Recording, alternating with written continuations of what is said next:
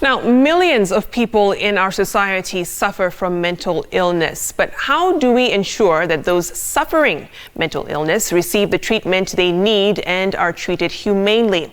Well, a hospital in Uganda has devised a new way of doing this. They call it peer-to-peer counseling.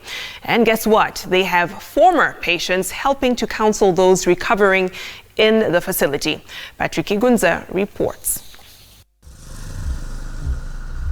12 kilometers east of Kampala city lies this medical facility. It's more than home for patients undergoing treatment for mental illness. Established in 1955, Butabika is the only national referral mental health institution in Uganda.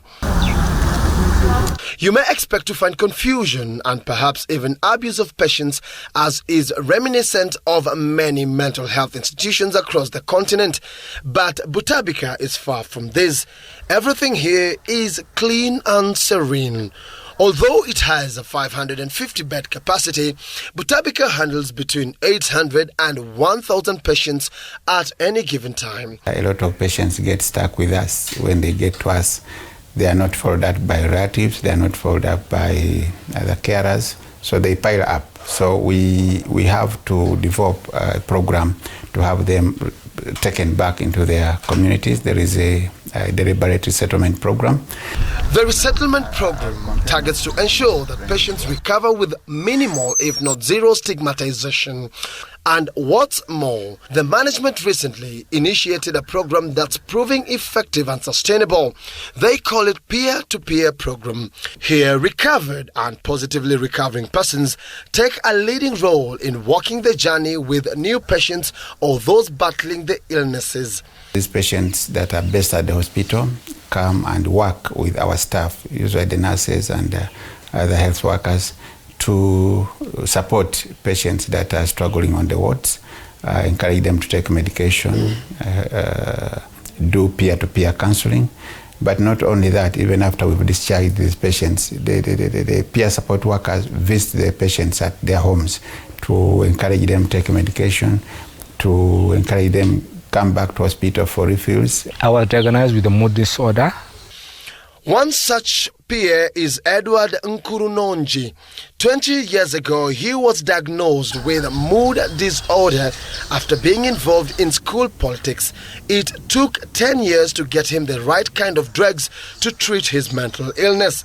And so he understands better than anyone else what it means to be mentally unstable. When you face a mental condition, it's like bereavement, it's like an accident. You don't know what's happening. It's the first time. For the better part of his adult life, he's been on this medication. His condition now well managed, but what he hasn't been able to manage is his love for this facility. He calls it his second home, and his mission is to help fellow patients recover fully. My niche is my lived experience. That's what the doctors don't have, that I have, and that's what I share with them. Basically, it is to inspire them. When they look at me functioning, that they get inspired, even if I don't mention a word, just my appearance and my presentation. Nkurunonji is one among 35 peer supporters that work here.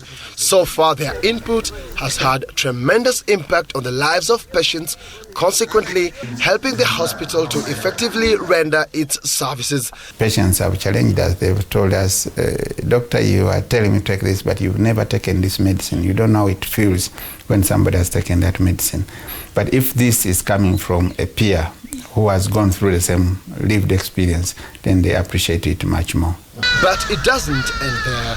Part of Butabika's culture is to prepare recovering patients for life outside the brick walls. Once they're here, patients are trained on different skills and activities, some for self-sustainability, others to help them reintegrate into the society.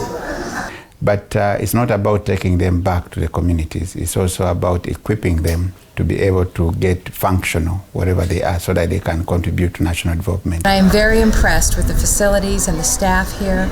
It's one of the most well-run, clean mental health hospitals I've seen. I've been to China and Turkey and all over Italy and all over the world, and this is one of the nicest mental health facilities I've seen. And so, as time goes by and patients continue streaming in and out of Butabika, it is the hope of the management here that such initiatives will eventually help bring about complete mental well-being to the people of Uganda. Patrick, Igunza Citizen TV.